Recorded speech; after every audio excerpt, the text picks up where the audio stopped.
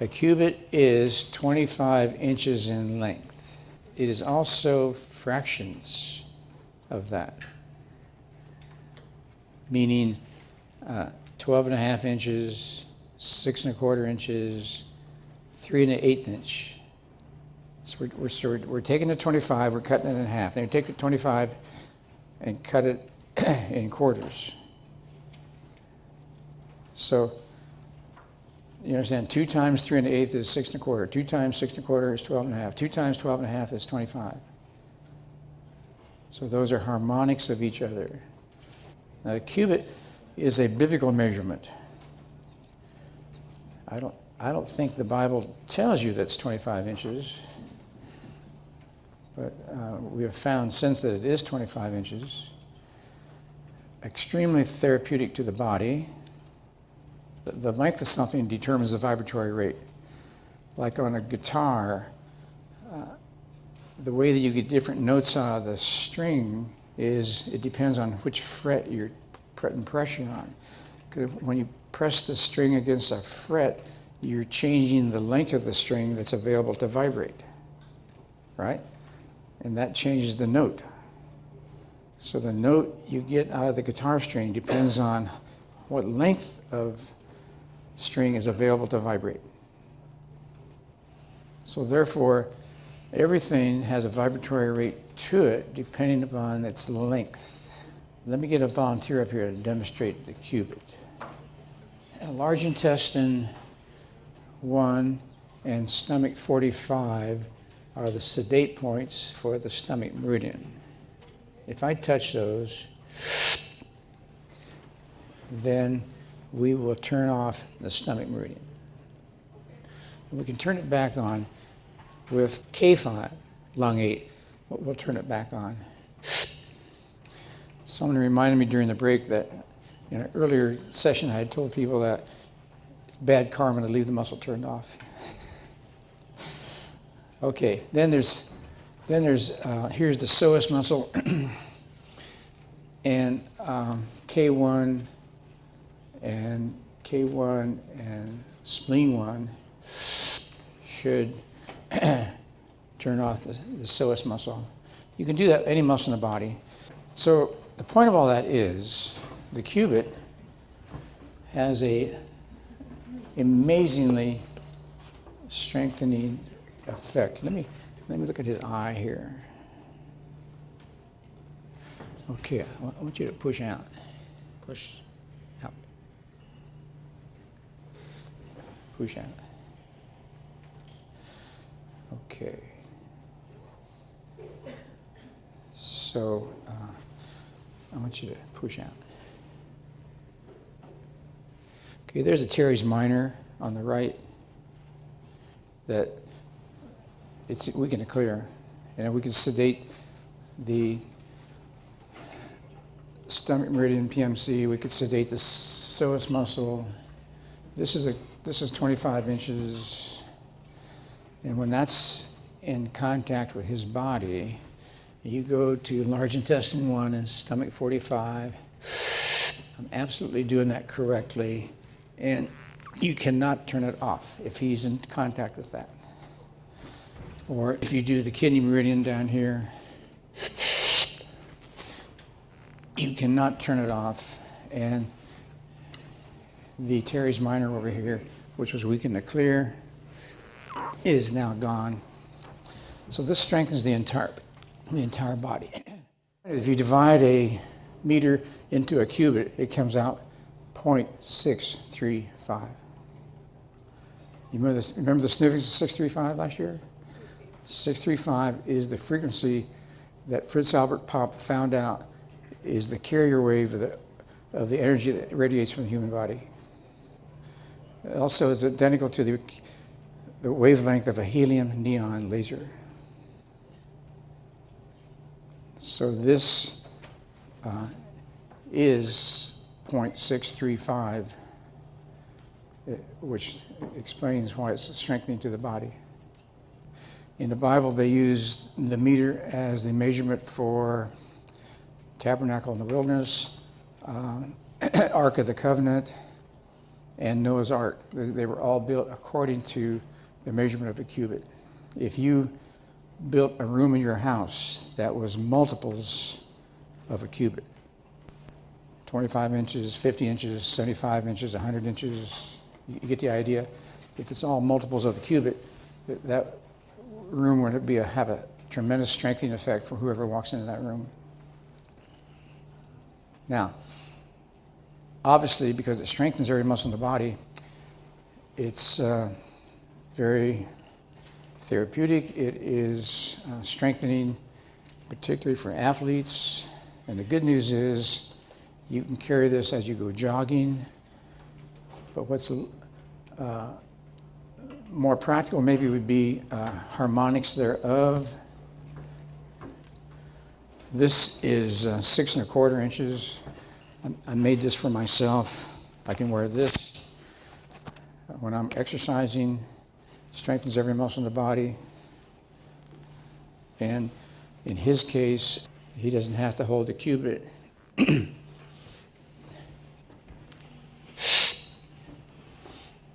It works just as well as the big one.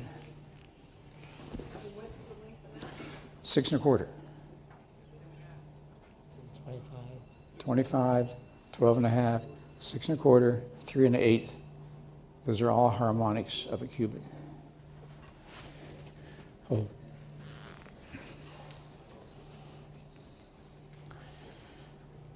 Okay. So I'm trying to convince you that the length of the cubit has therapeutic effects on the body. The most complicated patient I ever had, she was from Denver, Colorado. She had died on the operating table for 6 minutes. It was 6 minutes before they could revive her. So theoretically, she was dead for 6 minutes. No heartbeat, no respiration for 6 minutes. They revived her 6 minutes later. She supposedly was okay.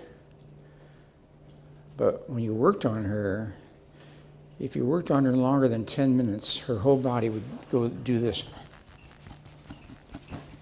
And nothing I could do could stop it. I tried everything I knew. If you just let her lay there, about 20 minutes later, she'd stop shaking. So her parents lived in Tucson. She'd come to visit her parents. Her parents told her that this guy, Sheldon Deal, could fix anything. So they bring their daughter in. And I know in a difficult case, you got to use priorities. You got to say, what does this patient want to have done?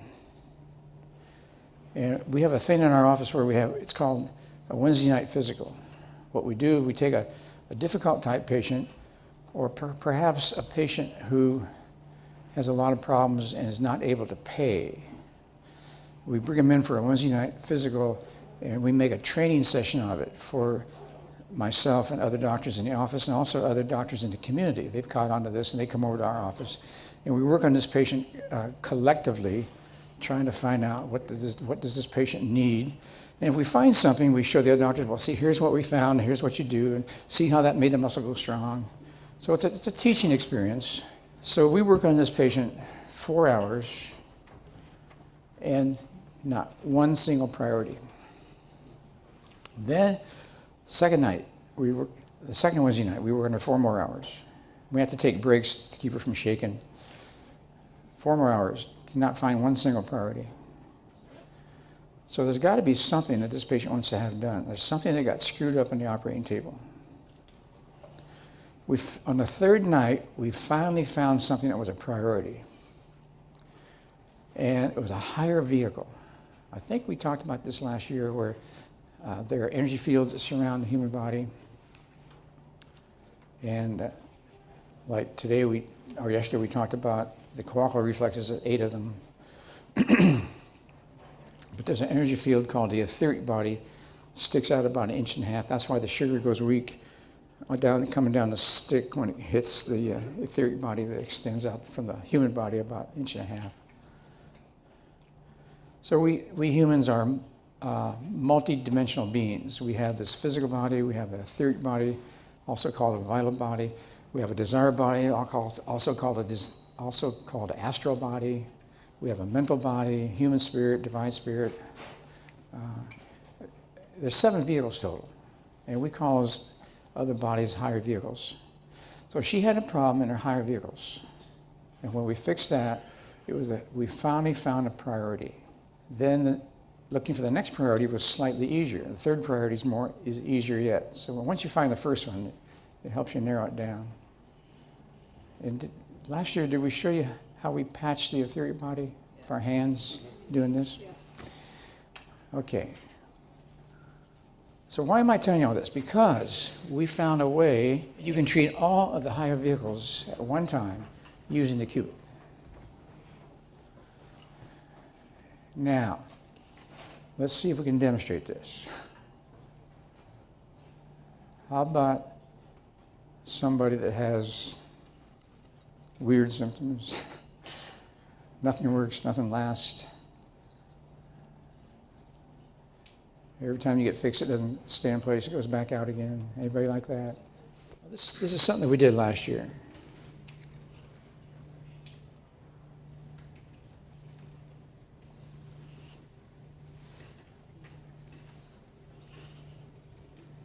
Okay, there's a lesion right here.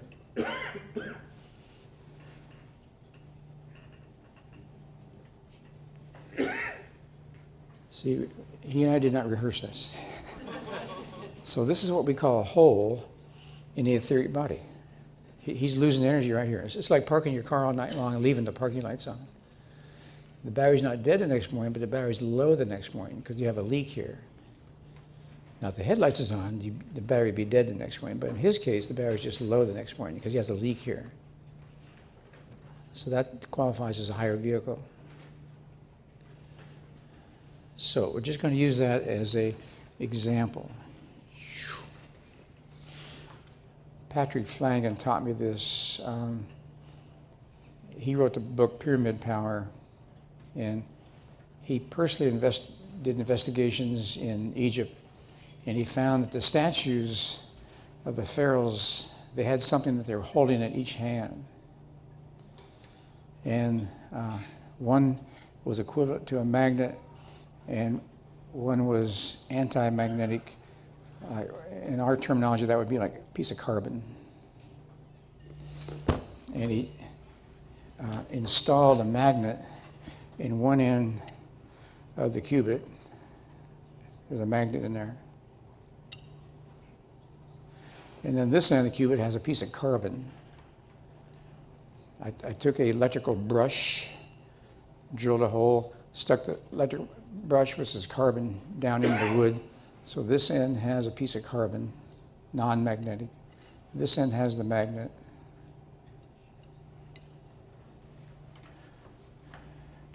Now I'm showing you this because you can do this yourself. So what we're going to do is we're going to treat his higher vehicles all at one time. Just face the audience here. The magnet here does not have to be north and south orientated. Just a small, tiny magnet.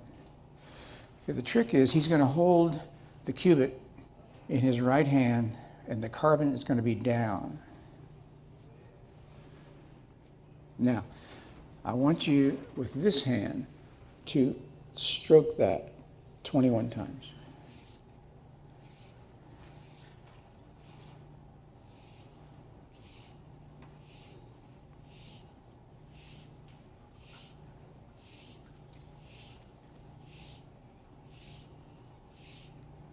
I hope you're counting because I'm not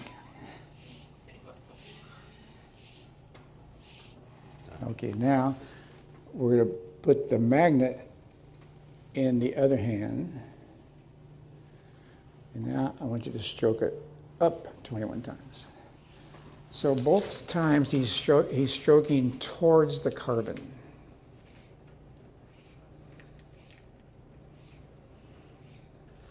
Why are we doing this? Because this treats the higher vehicles. This will balance the higher vehicles.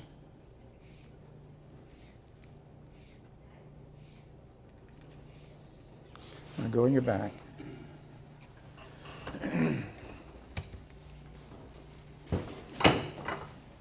And hold up. gone. And he may have had others that we didn't find. They're all gone. Trust me, they're all gone. By what he did just now did. So, this guy has had a series of health problems. Kind of bizarre, right? Odd stuff. If you know him, call him later and see how he's doing. Maybe he'll be here for part 3. Okay. Any question on what you just saw? Yeah, you could have a tuning fork that will emanate that frequency of 635. Carbon always goes down in the right hand. Carbon always goes up in the left hand. That was not accidental, very specific.